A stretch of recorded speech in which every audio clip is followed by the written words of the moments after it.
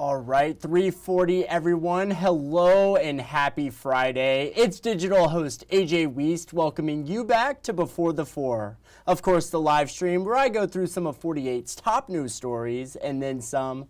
Before our 4 o'clock newscast, I hope you're all having a happy Friday. This rain has finally gone away, thank the Lord. But of course, wherever you're watching Before the Four this Friday afternoon, whether it's on Facebook, YouTube, or the 48 Now live stream, as always, thank you so much for watching and spending just a bit of your Friday afternoon here.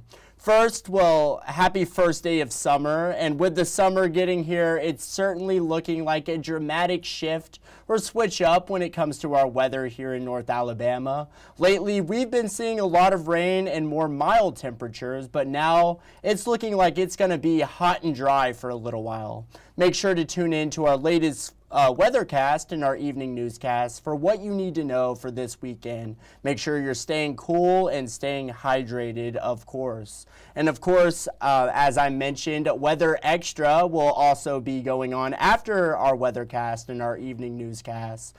Make sure to tune into that. You can watch it wherever you're watching Before the Four right now. So that's Facebook, YouTube, or the 48 Now live stream. It's tonight at 9:30. First Alert Chief Meteorologist Brad Travis. He'll be back here in the CTV Center, and he'll have all the latest that he's seeing on the radar. But yes, certainly expecting to be a very hot weekend, so make sure to stay tuned to that. But now we're going to head into a bit of news out of Jackson County, where earlier today we learned that a former Alabama state senator was arrested on Wednesday.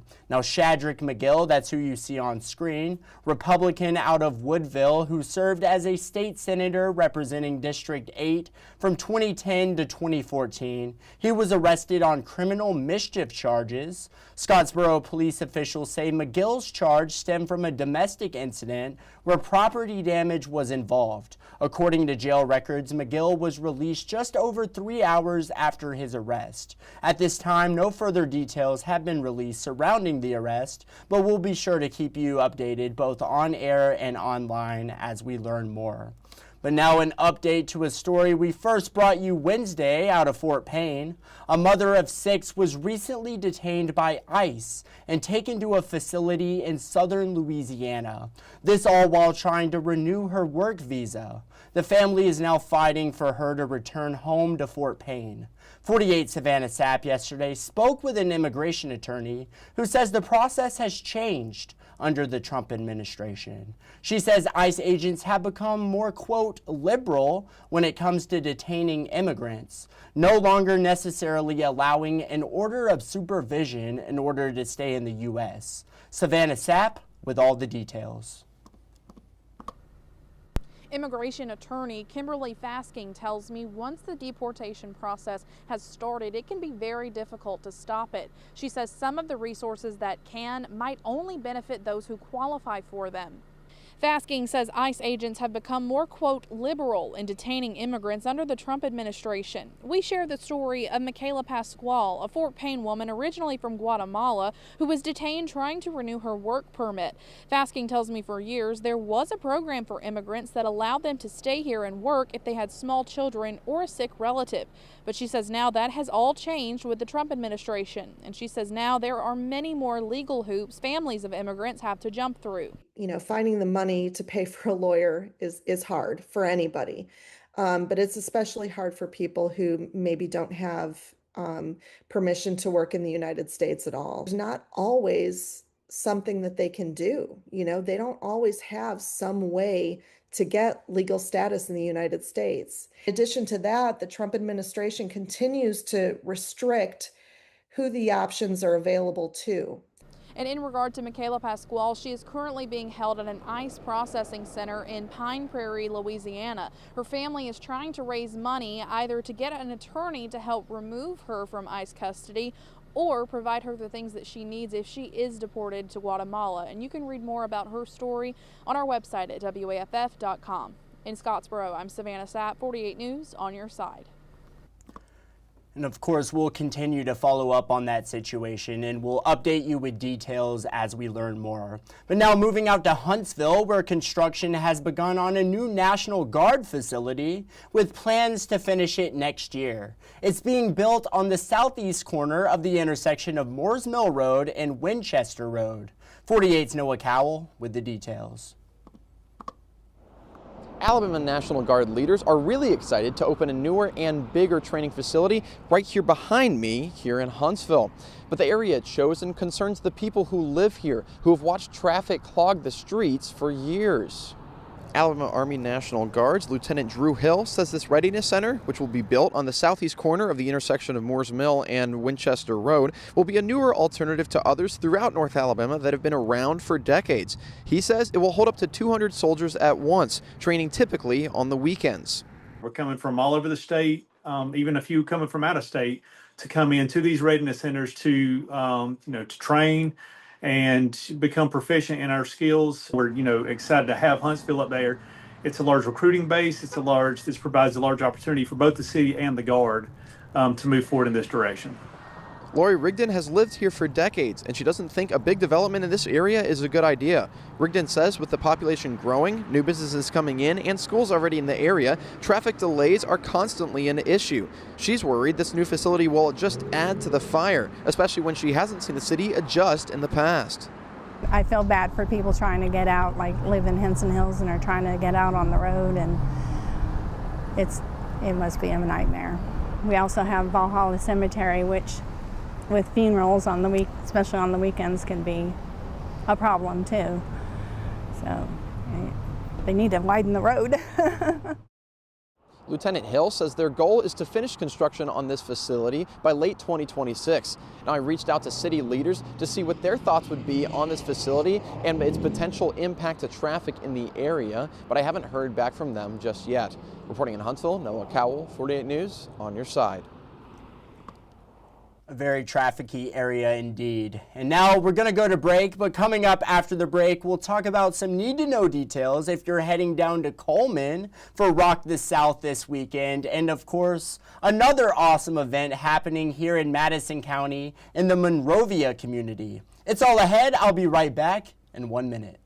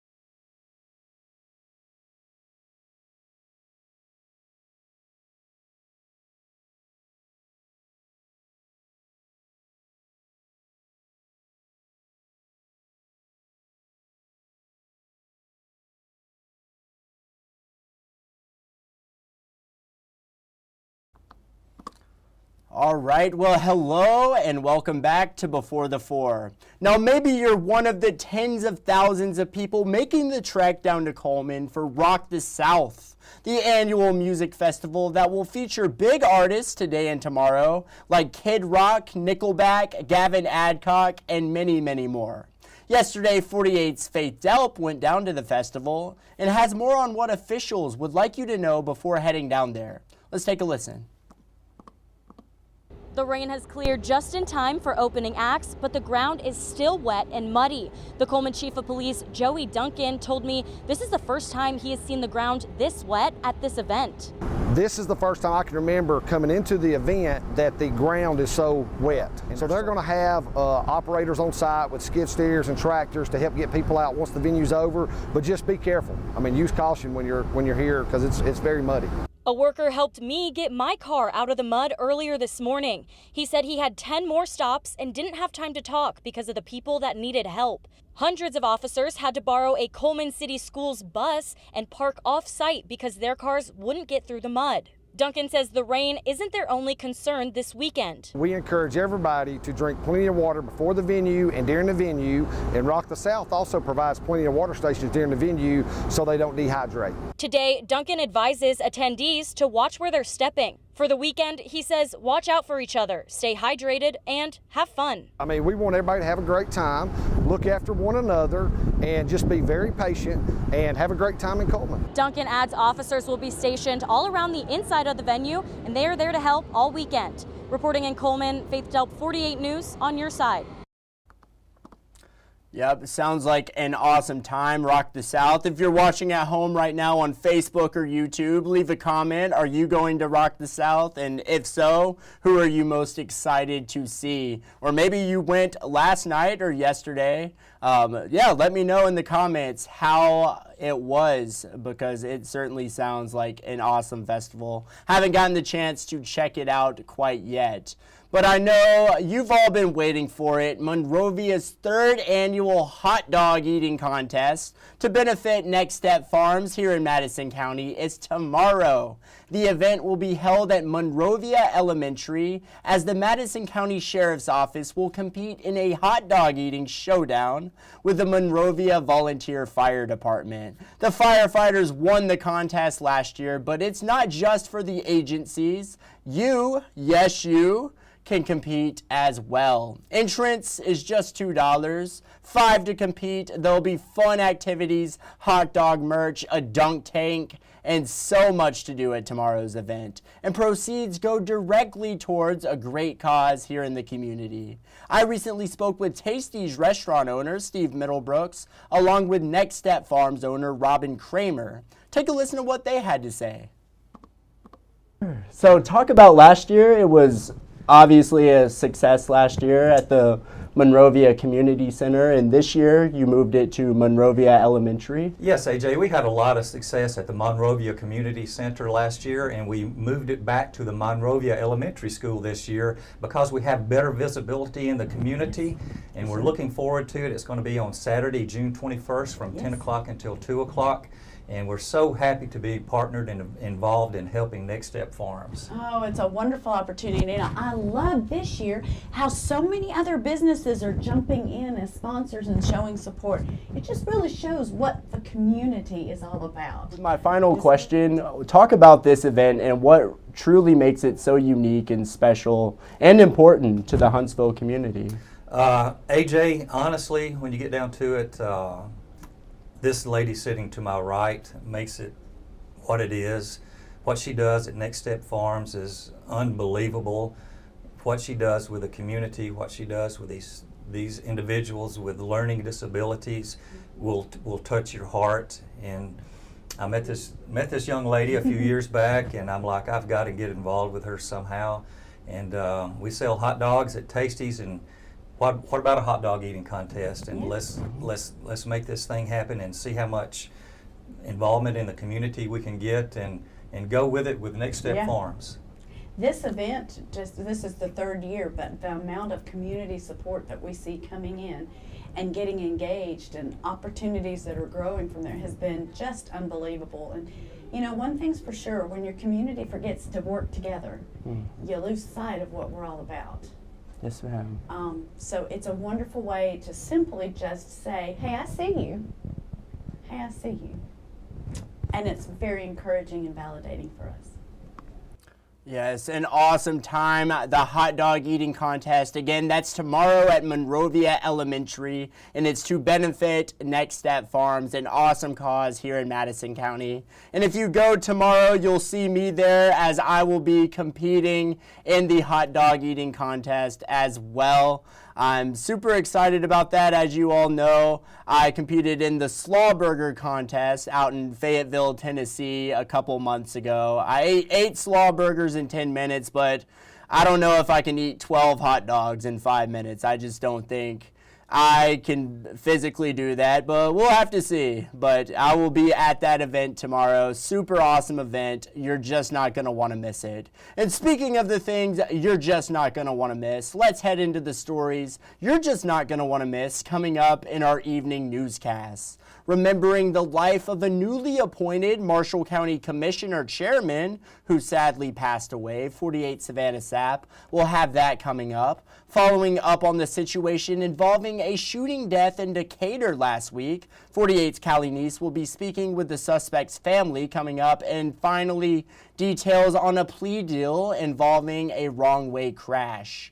48's Noah Cowell will have more details, and these are just a few of the stories you're just not going to want to miss coming up in our evening newscast. And it is 3:55. We have time for Facebook fun this Friday, and of course, our Facebook question of the day. Who has the best wings in Alabama? And as you all know, I love wings. I absolutely love hot wings. They're one of my favorite foods, and I haven't got the chance to check out a lot of wing stops here in the Tennessee Valley. So let's see. I got some ideas from you all, and let's see what you all had to say. Holly said, just wing it, Decatur. I will have to check that place out. Keisha said, Geno's.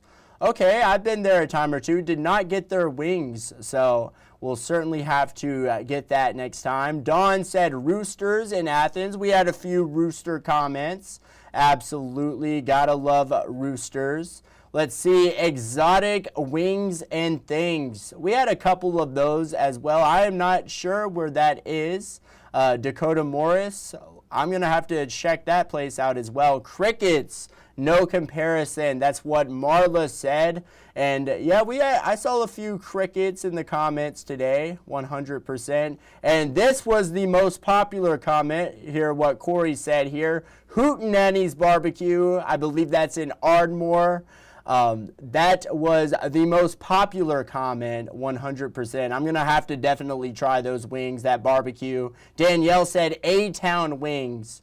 I'm going to have to try that as well. That's actually not too far from the station here, A-Town wings. And then Tabitha said the classic B-Dubs, Buffalo Wild Wings, whatever you want to call it.